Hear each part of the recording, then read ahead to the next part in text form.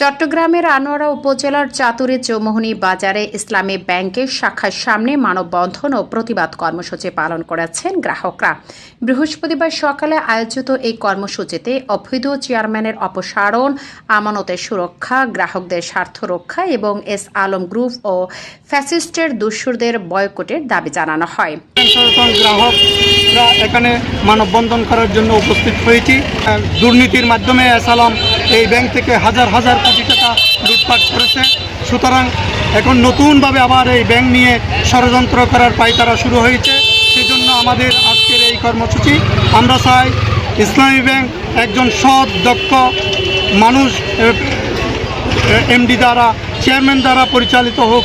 আমরা বক্তারা অভিযোগ করেন, গ্রাহকদের ন্যায্য দাবির আন্দোলনে পুলিশি হামলার ঘটনা নিন্দনীয়। তারা ঘটনার সুষ্ঠু তদন্ত ও দায়ীদের বিরুদ্ধে ব্যবস্থা গ্রহণের দাবি জানান।